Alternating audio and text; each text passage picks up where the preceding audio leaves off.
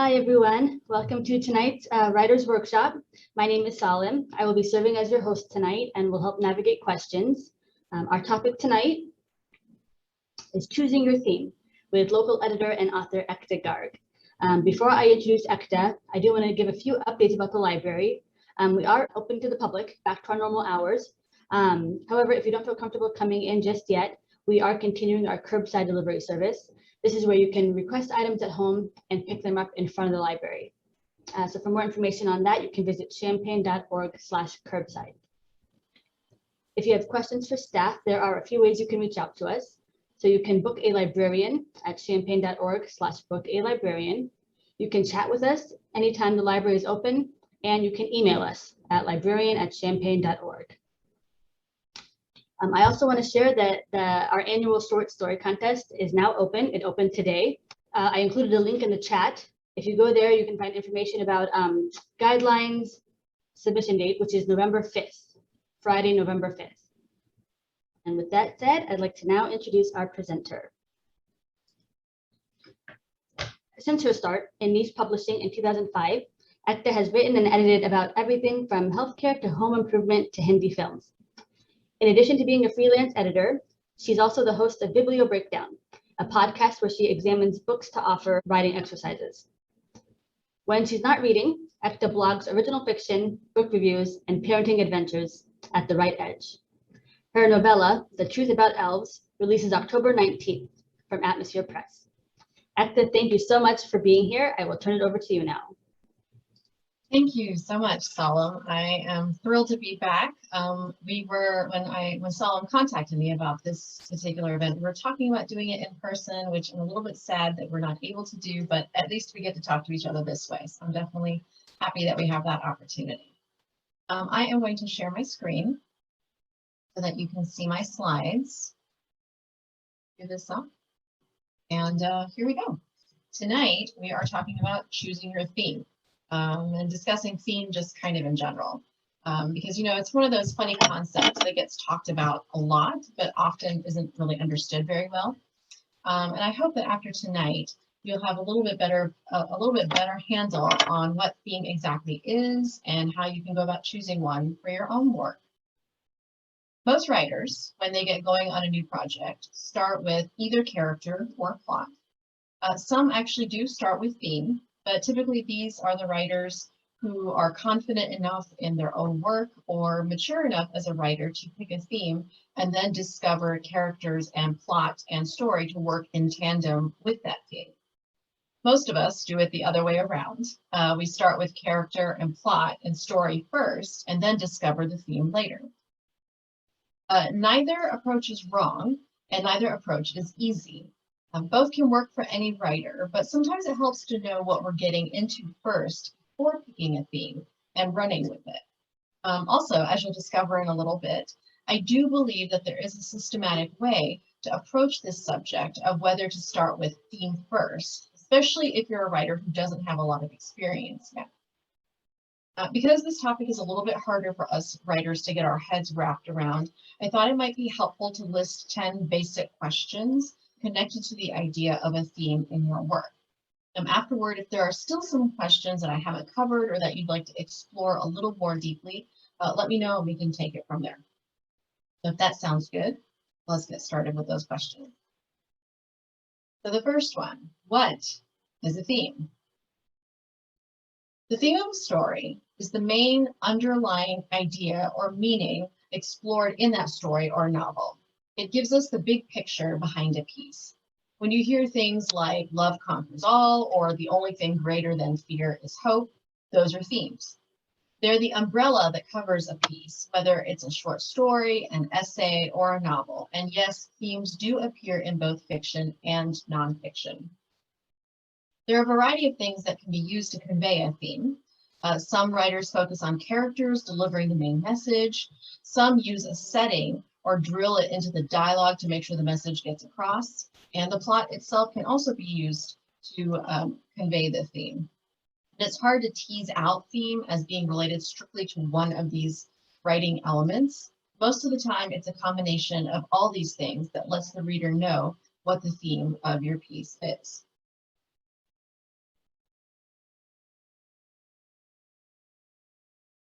Next question, are theme and plot the same thing? The answer, no. Plot has to do with the mechanics of a piece. For example, the lives of a married couple get disrupted completely when one of them cheats on the other. Theme has to do with the underlying meaning of it all, which is connected to the issues and the emotions that are explored. So a plot about infidelity would explore themes like betrayal, loneliness, or deception. In fact, theme, plot, and another essential, story, are all connected in intricate ways.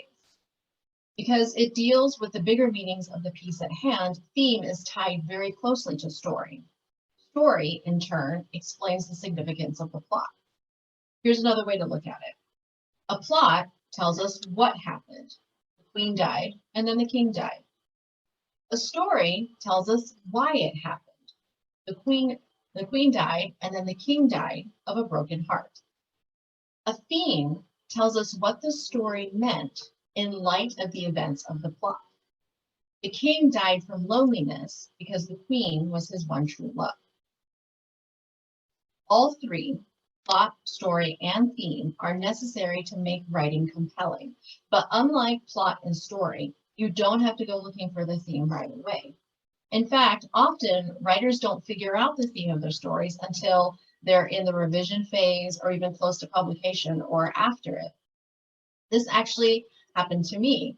It wasn't until after my upcoming book, The Truth About Elves, was accepted by Atmosphere Press, and I worked with my editor on revisions, that I figured out that one of the themes of the book is the intense desire for main character Curtis to go home again.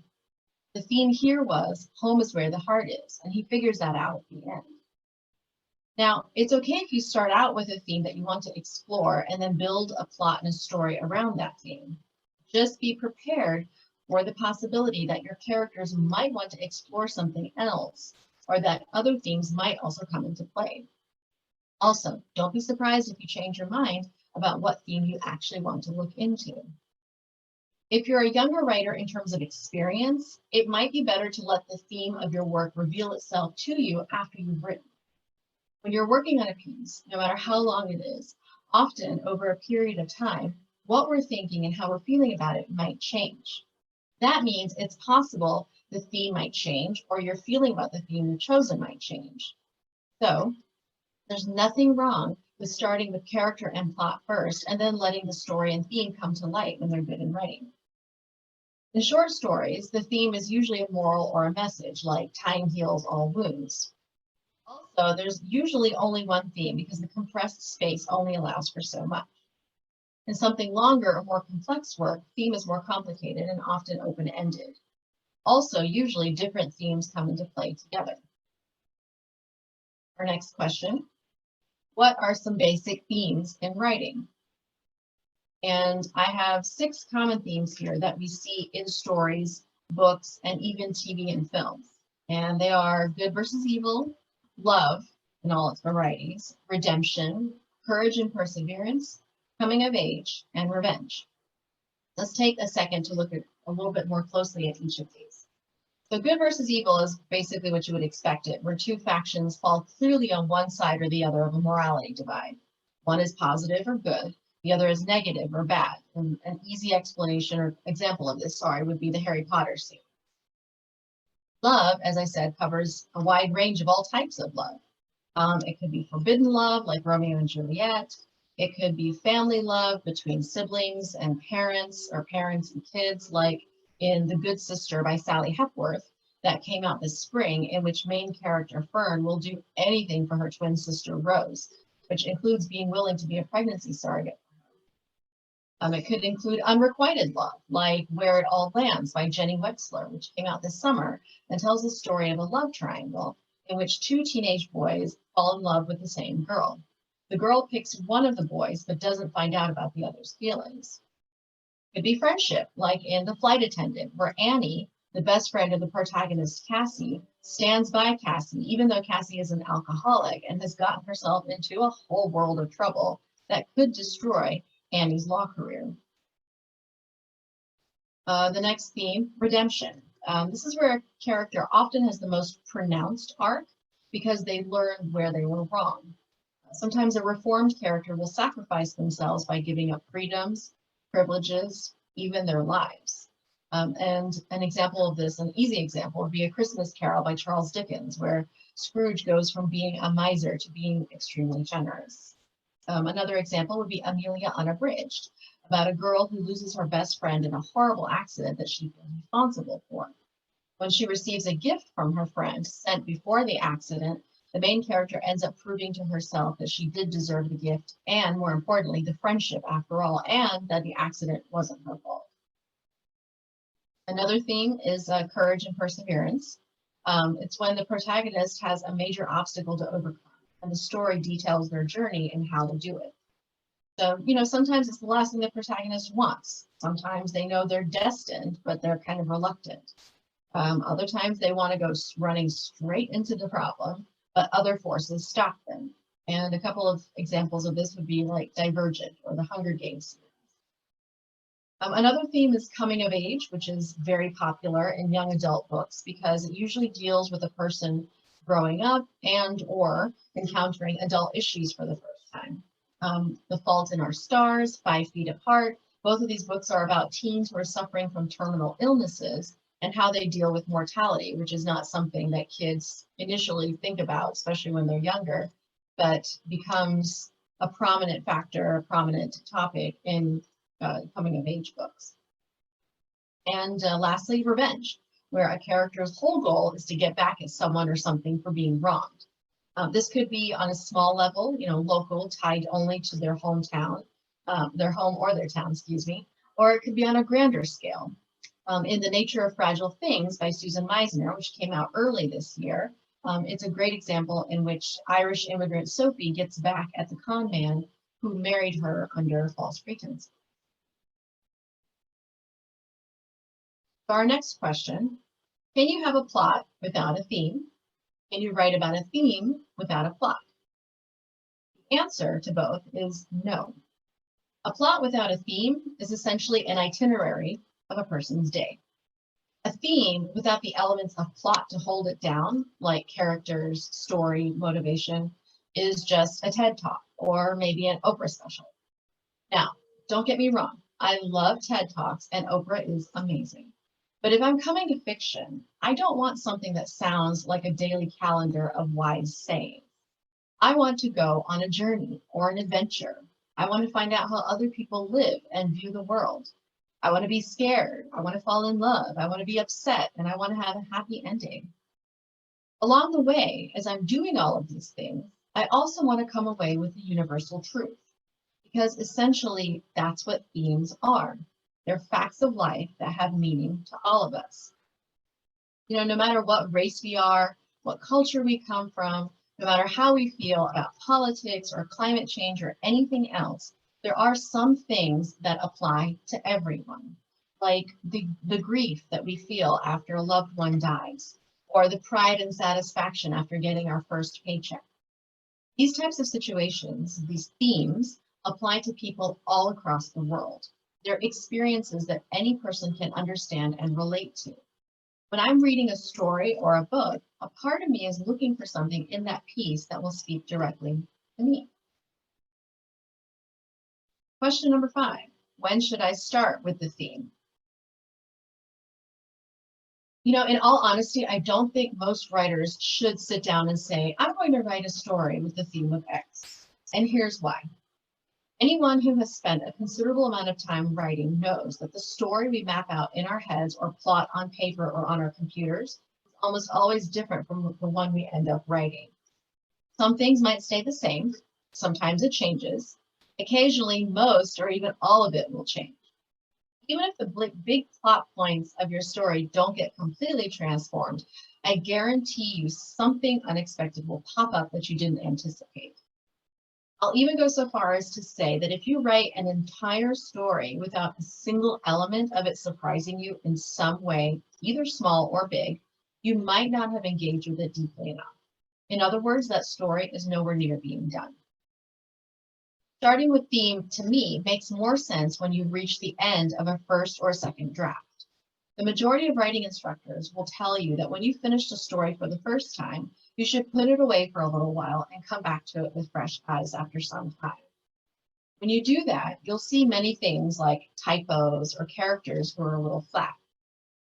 At some point during the revision process, you'll also see the theme of your story. When you do, you can take the time to play up that theme even more. If you see a theme of infidelity or distrust, you could add an extra bit of tension by dialing up a heated conversation between two characters. If one of your themes is the love between two friends, have a character check in with the protagonist more often in the second or third draft, or have that friend say outright that they believe in the protagonist, even when the odds are stacked against them. You could also use things like objects or colors to reinforce your theme. When a character is sad, for example, maybe grays or blues make their way into scenes in terms of what people are wearing, or even the color of buildings or the sky. This is what we call symbolism, having something show up that represents something else. It's basically a metaphor without using language. An easy example of symbolism is the One Ring in the Lord of the Rings trilogy. The ring was created with the intention of spreading darkness and wreaking destruction. Anyone who comes in touch with it is overwhelmed with something like an addiction to it, which shows intense desire and greed. It also represents temptation. None of the characters are immune to the pull of the ring. If we step back from the story and look for the universal truth, one possible theme could be that power has the potential to corrupt any of us. Essentially, it's much easier to go into your story after you've got the bare bones of it down and amplify the theme later by including these things. When you have a general idea of where the characters have gone and what they've done and said, then you can make choices specific to a story and highlight how those actions have meaning to the characters in the larger scheme of their lives. Again, this doesn't mean that you can't start with theme, just that you're probably going to end up working way harder than maybe you have to in order to finish your story. Writing is hard enough. Why do we want to torture ourselves by complicating it all? Here's an example of how starting with theme could make your writing process a whole lot harder. Imagine trying to start a story by saying, I want to write about the theme of hope when all is lost. In order to symbolize that hope, I'm going to use parachutes. Okay, but what kind of parachutes are these? And why will they symbolize hope, especially the kind you have when there are no other options left? Is your main character a parachute manufacturer? Do they supply a skydiving company or the military? How did this person get into this position in the first place? Have they ever been skydiving or served in the military? Do they run the company or are they an employee? And why parachutes of all? As you can see, it would be really easy to fall down a rabbit hole of all sorts of questions. At some point, you might forget about the parachutes completely. What if, though, you're writing about an extreme sporting event, the kind where people live or die, and that's the only way they get out of it? Let's set it in an arena, and let's say they're locked into that arena until everyone but one person is dead. Still a lot of questions, of course, but now we've got a little more cohesion to our idea. A group of people are fighting one another, and they're forced to stay there until there's one person standing. What kind of entity can force people to do that to one another? A really big one, like a government. But why would a government want to do that to its own people? Maybe they're punishing the people for something. Okay, well, if it's a punishment, let's make it really brutal. Let's declare that the competitors have to be children, and we'll televise it on national TV and force all of the people in the country to watch. Of course, even the sharpest kids are going to need help in that arena from time to time. So what if we provide them with help just when it looks like they're about to die, but the government wants them to stay alive a little longer for the TV ratings? What if we send them supplies for mini silver-colored parachutes? And everyone in the arena and the country, past competitors and future ones, knows that a silver-colored parachute means you have hope, even when all is lost. The parachutes are a subtle symbol that Suzanne Collins used in the Hunger Games to showcase a particular theme. Most of the time, we're not thinking about them, but we know exactly what they mean when they show up, which is what makes the climactic ending to the third book so devastating. When you do it right, symbols can be powerful tools in your writing, and they can support one or more of your themes in the most dramatic way. That's why it makes more sense to work on the story first and then amplify the theme later. You never know what part of your story will be the clincher that leaves readers speechless at the end. Next question. Should I look for the theme in my story as I'm writing or let it emerge? The answer to this is both, and here's why. When you're writing a first draft, as I mentioned before, our characters and our plots often surprise us. I know it's happened to me multiple times where I'm writing a scene or dialogue and my characters start talking about something or make a comment that I didn't intend at all when I sat down to write that scene that day. It surprises and it delights me, but it also leaves me a little mystified. Every single time without fail, I think, where did that come from? If we want our stories to be full and complete, we have to give them breathing space. That means sometimes we have to let go of the plan we might have had in mind and let the characters lead on what's developing on the page when clearly we had no intention of going there. When it comes to themes then, if we sit down with a specific theme in mind, we might be restricting the characters, the story, and ultimately ourselves in what we end up with when the piece is done. And readers are smart. They can tell when you've restricted yourself. If you're holding back, if you change directions at a weird time in the plot, if you just don't follow through with what the characters obviously wanted, readers will pick up on it every single time. That's why you can't go in with such a hardline approach to the theme and what you're writing. If you have a plan and a general idea, that's great. I'm a plotter myself. I like to know where the characters are starting, where they're going to end up, and what their names are before I start writing. But between those basic pieces of information, I don't always know what's going to happen, which means that my theme might change. I might set out to write about one particular theme, but it may turn into something else entirely by the time I'm done. If I don't listen to my inner writer's ear, and the characters and the story, I may be missing out on something special. No doubt, I'll be keeping myself from doing my best writing possible. So you can't force a theme to come forward. You have to let it emerge when it's ready. But, and this is a big but, that doesn't mean you just let the story start flying off the handle. It's important to trust your gut, because once you've spent any significant amount of time on a story, chances are that a lot of things will fall into place and become the anchors for your work in progress. Once those anchors are holding down the essentials, it's actually okay to start looking for your theme. As I mentioned before, discovering your theme gives you the opportunity to amplify it and use it in a thoughtful, almost calculated way to push your characters past their comfort levels. After all, that's what great stories are about, right? Characters who were forced to go where they had no intention of going, who were backed into a corner when all they really wanted to do was hide from making any decision at all. We want to know what people will do in those sorts of situations. It allows us to live through those circumstances from the comfort of our own home. We get all the thrill and agony without any of the long-lasting consequences. And if the theme is highlighted in just the right way, learn something by it. A writer who approaches their work with intention is able to highlight that theme for readers for that express purpose, to draw on universal truths and drive home the point of the story. So it's important to keep that in the back of your mind. And yes, go looking for themes after the first couple of drafts to see how you can enhance them and make them more pronounced. Of course, part of the craft of writing is to make sure you're not hitting your reader over the head with the theme. And sometimes, as I mentioned earlier, even the writer isn't aware of a theme until they're well into the revision phase or after. But that's okay too.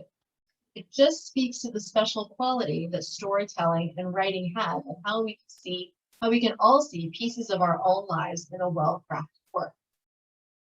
Writing can still hold magic for the writers and readers long after the work is done. It's exactly the reason why we still study books like To Kill a Mockingbird.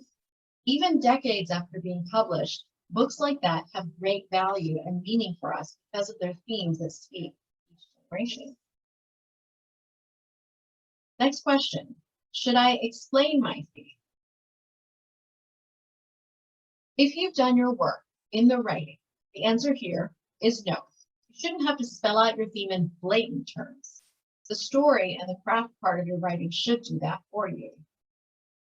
You can have your characters state the theme in dialogue in some way, or even have the narration mention it, but you shouldn't need a huge neon-colored flag that says "Find theme here" in your manuscript. As I mentioned earlier, one of the themes of The Truth About Elves is that Curtis, the main character, discovers that home really is where the heart is. He's separated from his family, but he never stopped loving them. In the climax, he says to another person, "All I wanted to do for the last 8 years is come home." He's stating this outright and is one of the main themes of the book. Because this is a pivotal scene, though, and because I've given readers enough by this point to already figure it out, having Curtis say it out loud is a confirmation for readers. It reassures them that what they've been guessing all along was correct, and it contributes to the fuzzy feelings that I want readers to have by the time they get to this point of the story. However, I didn't start out on page 1 of the book by having Curtis say, "I had a falling out with my family and now I don't know how to go back to them." That's something that Curtis and the readers have to figure out over the course of the story. In fact, at the start of the book, he doesn't even know that that's exactly what he wants. He hasn't been able to articulate it for himself in such clear terms. He just knows that he's been living with this immense pain and grief, and he just assumes he'll always have to live with it. Part of the beauty of reading is watching characters work for what they want and seeing whether what they want and what they need are the same thing, two different things, or whether they're connected in some way. After all the craziness that a character has to endure, we get to enjoy it all come together in the climax of the story and the way that things get wrapped up at the end. Here's another example of not needing to state your theme outright. It comes in the YA book Enola Holmes in the Black Barouche. For those of you who didn't see the Netflix movie with Millie Bobby Brown, Enola Holmes is the little sister of Sherlock Holmes. Just like her brother, she's quite the detective herself, although she has the humility to call herself amateur. Author Nancy Springer uses Enola Holmes as a way to explore 19th century England and the customs and demands of society back then on young women. In Enola Holmes in the Black Barouche, Enola is 15 years old. The world expects her to behave a certain way and do certain things. It also has very specific ideas of what she shouldn't be doing based on her gender and her age. And Enola doesn't care. She's going to go ahead and do what she wants anyway, which includes helping her brother on his cases. In this book, a woman comes to Sherlock begging for help in finding her missing sister. Enola, of course, is sympathetic to the woman's situation, and so is Sherlock. They agree to work on the case together, but where Sherlock is a very systematic method for pursuing clues and interviewing people, Enola's methods are completely unconventional. They have to be. Society doesn't give her room to go about things the quote-unquote normal way. The book very strongly follows the theme of not letting anything stand in your way of a goal, specifically when it comes to gender and age. But Enola doesn't sit around saying to readers, "I'm only 15 and a young girl, and people don't let me do things, so I'm going to have to find a way to subvert the system." She just goes out and subverts it. If Enola walked around all day telling other characters and readers that she planned to upend the status quo, not only would she sound like a shallow, self-involved person, but also she'd have a pretty tall order to fill for herself.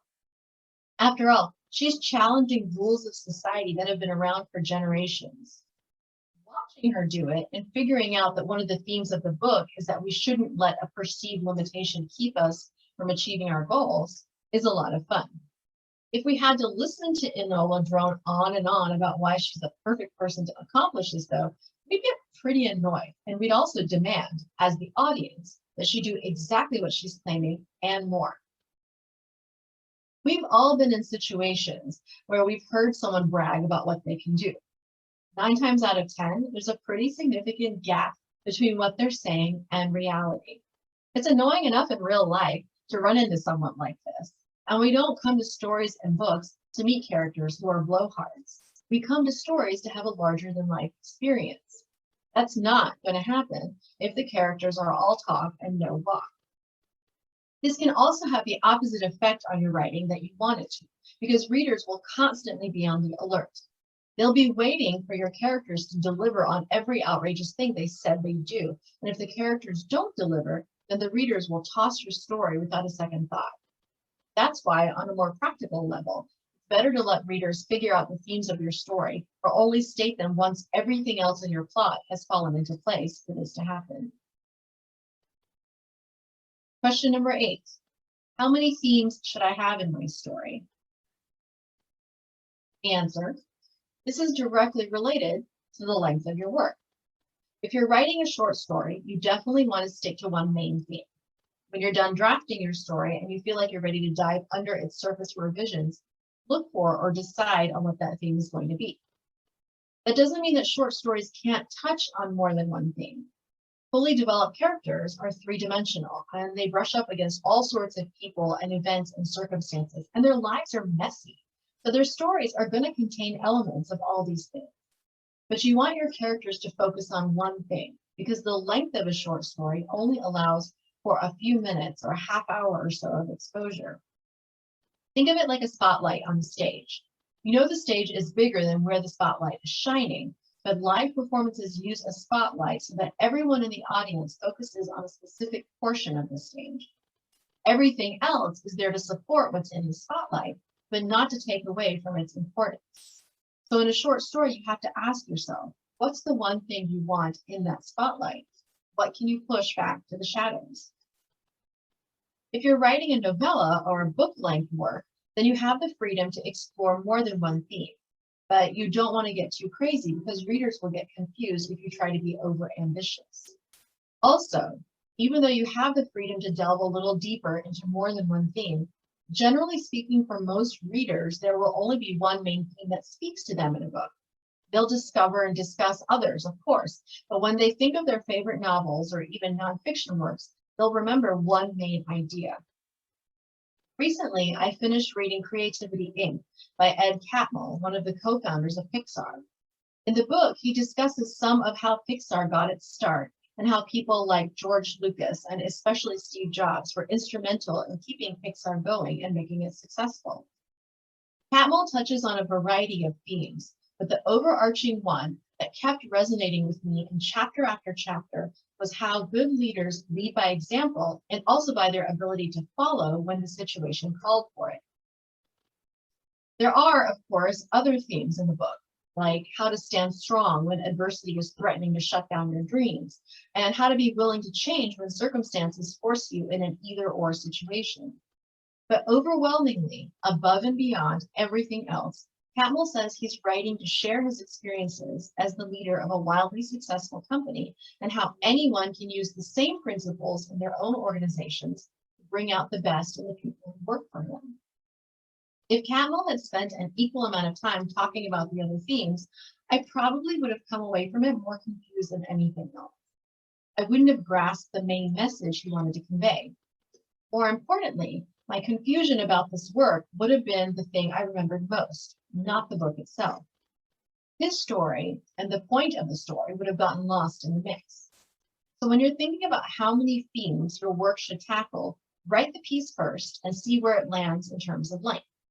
That length should help you decide whether just one theme is appropriate or whether you should go ahead and amplify one main theme or two or three supporting themes.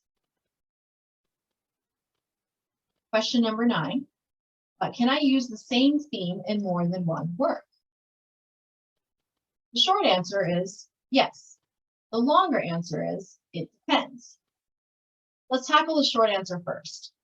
There's a reason why Shakespeare's work is divided very neatly into comedies and tragedies. In the comedies, the point was to amuse people, to make them laugh, to let them leave the theater feeling happy and maybe even a little silly. In the tragedies, Shakespeare wanted us to drill into the saddest, darkest parts of ourselves. Unfulfilled love, infidelity, murder plots. Shakespeare covered all this and much more in his tragedy. You know someone's going to die, that someone is probably holding a grudge, and someone is out for revenge. Yet we still often refer to Shakespeare and even study him today. Why? It's because even though he may have included these elements and often all of them in one play after another, he didn't repeat the same plot, line by line and scene by scene. You might have heard the idea that there are only so many original plots in the world. That number changes based on who you're talking to. Sometimes it's as few as 5 or 6. Sometimes it's more. The point is that there's only so many times and so many ways we can go around telling stories about people and the human condition before we find ourselves going down familiar paths. The same goes for themes. Themes, as I mentioned earlier, are supposed to be universal truths, and there are only so many things that can be truly universal. The trick then is to find ways to use similar themes in new and inventive ways. So yes, use the same themes, but for that longer answer, that it depends, you have to be really careful. If you're going to use the same or similar themes, you have to find a way to challenge yourself so that they don't appear the same on the surface. But how do you do that? How do you use universal truths and plots but not sound repetitive? That's where focusing on the particulars of your plot, namely the characters and the trouble they get in, as well as how that trouble gets resolved, makes your story feel fresh. You can use the same theme, but bring it to light in an unusual way that will surprise readers and make them want to read more of your work. Since we started with Shakespeare, let's take a couple of his works as quick examples. First up, Romeo and Juliet, the eternal story about forbidden tragic love. The Montagues and the Capulets have had a feud going on for so long that no one can remember who started it or why. All they know is that there's no way anyone from one family is going to associate with the other. Even the servants are sworn death enemies. Enter our title characters who fall in love, despite the fact that they know they're not supposed to be in the same room with each other. Forget about anything else. It's a forbidden love story with tragic consequences. Although at the end, the Montagues and the Capulets are so brokenhearted by the death of their kids that they reconcile their differences and become friends. A basic theme here could be love conquers all. Little late for Romeo and Juliet, unfortunately, but at least their dying accomplished something. Now, let's compare Romeo and Juliet to The Hate You Give by Angie Thomas. Often when this book comes up in conversation, people talk about its racial themes, and those are definitely important. There's also a theme, though, of forbidden love. Star, the main character, who is Black, is dating Chris, a white boy, and she's hiding this fact from her dad. Her dad is a former drug dealer who has straightened his life out, but he absolutely does not trust white people. Star knows this and absorbs it, so there's no way she's going to tell her dad about Chris. Yet at the end, when everything gets wrecked and then slowly starts working out again, Star's dad finds out about Chris. He's hurt that she didn't tell him, but he gets why she didn't. Chris turns out to be a stand-up guy, the kind of person who's going to support Star through the hard times as well as be there with her in the good times. So Star's dad finally accepts him. On the surface, these two works are completely different. Most people probably wouldn't draw a connecting line between them, which is easy to understand, especially considering that they were written hundreds of years apart for completely different audiences. Yet one of the themes of both is exactly the same. Love conquers all. Here's another example. In Shakespeare's Othello, the title character, along with his wife Desdemona, and a whole group of people leave the bustling city of Venice to go to the island of Cyprus. Othello is a general in the military and needs to defend Cyprus against an invasion. He and Desdemona are newly married, so it makes sense that she'd go with him. Othello is also going to bring along people he trusts, which includes Iago. Iago trusts Othello too, but he's also insanely jealous that Othello promoted Cassio above him. The seeds are planted for a lot of conflict and tension. While Othello, Desdemona, Cassio, Iago, and all the rest of the group find themselves with plenty of distractions in Venice, once they reach Cyprus, there's a new sense of isolation. The island is well fortified against attacks, which means it's also tucked away from the rest of the world. With enough time, the isolation nurtures the bad feelings that Iago and others have about one another, and it also breeds suspicion among the characters. Being all alone makes them second-guess everything and everyone, and by the end of the play, Othello, Desdemona, and many others of their original group are no longer alive. The play offers the theme of self-isolation being destructive. that we have to allow ourselves to trust other people if we're going to survive trying circumstances. Cutting ourselves off emotionally from everyone, even the people we love or those who say love us, is just asking for a whole lot of trouble. Now, let's talk for a minute about Gail Honeyman's book, Eleanor Oliphant is Completely Fine. In it, main character Eleanor is a loner by choice. She knows people think she's a little strange, but she doesn't care.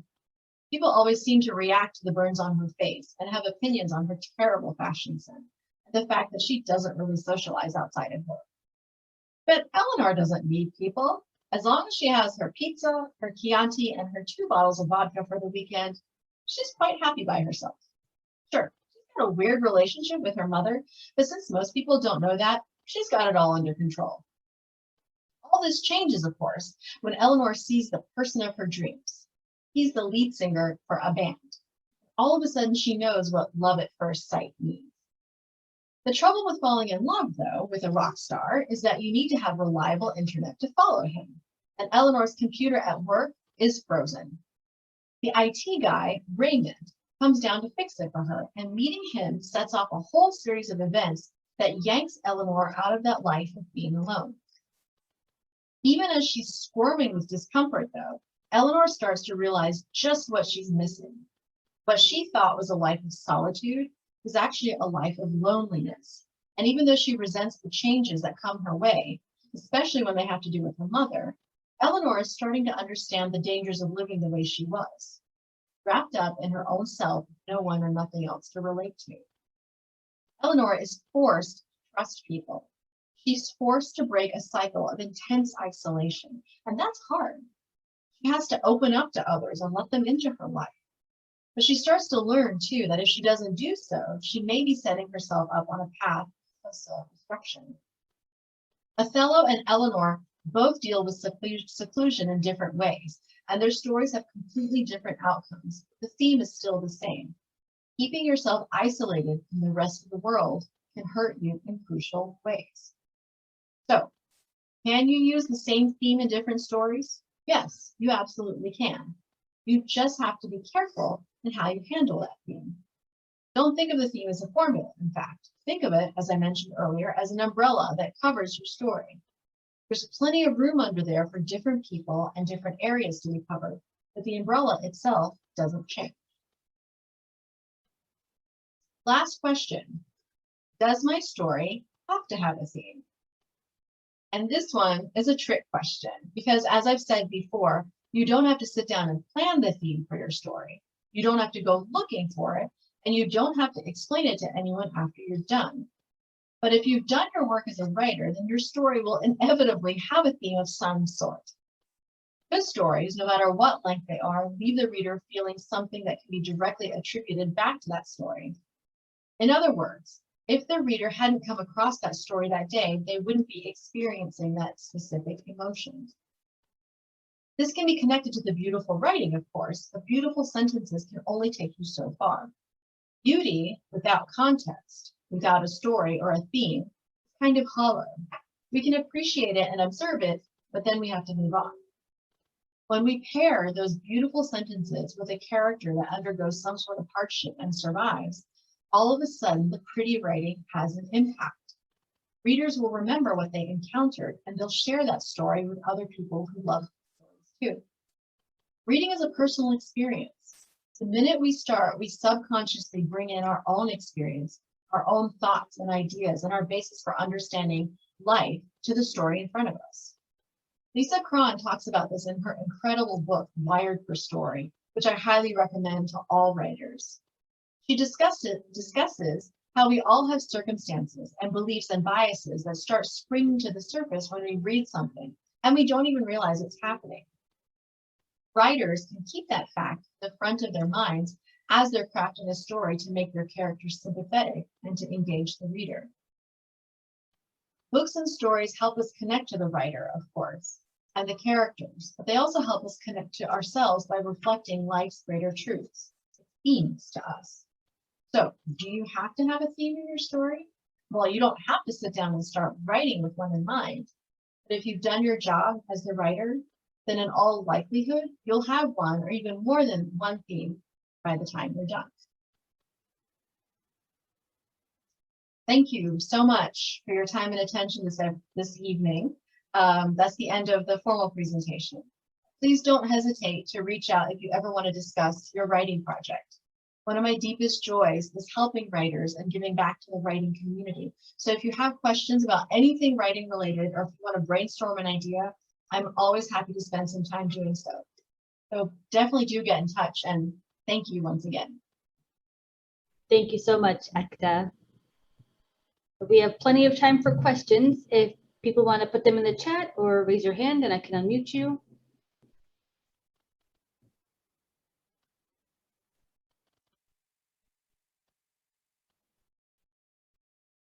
There's a comment saying, thank you, really enjoyed your presentation. Oh, you're welcome, my pleasure.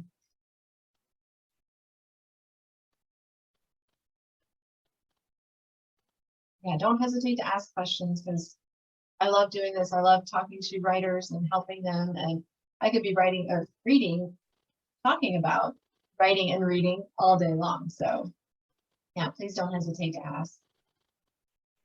Another participant said, thank you so much. Your presentations are always so helpful and full of information. Oh, good. I'm glad. And by the way, I will be putting the notes of this up on my blog where you see here, The Right Edge, definitely by Tuesday. So look for that. And I'll also send a link to Solemn when I put this up so that you all can have the direct link. And I also put notes from previous presentations up there, so you can always have that to refer back. More people saying thank you, and another person said, now I'm going to go back over my stories and look for themes. Yeah, absolutely. And it's, it's definitely a process. I mean, writing is not something that happens in one shot, as we all know, right? We definitely go back over and over and look very carefully at what we've crafted. So do that. Go back and reread what you've got.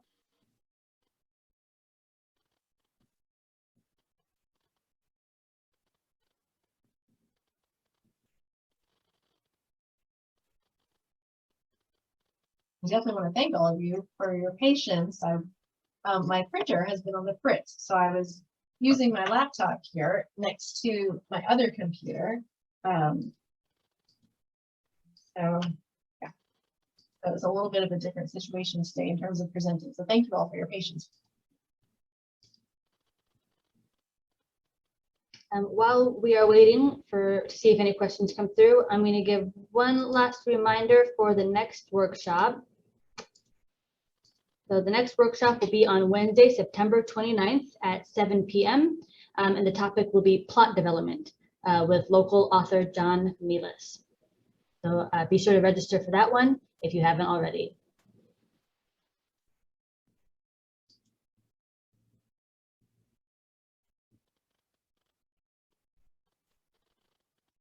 So I don't see any questions coming through. But I want to say thank you again to Ekta. Thank you so much. That was very informative. Of course. No, it's like I said, my pleasure for sure. And if you ever have questions that come up later, please email me, because I'm always happy to answer questions over email. And sometimes it's easier over email to get more deep into your particular project as opposed to over here on the chat or over a webinar like this. Definitely. Yeah. You guys can always, if you want, I can relay those to Ekta. But thank you so much for attending, everyone. And we'll see you at the next workshop. Sounds good. Thank you so much, everyone. Have a good night. You too.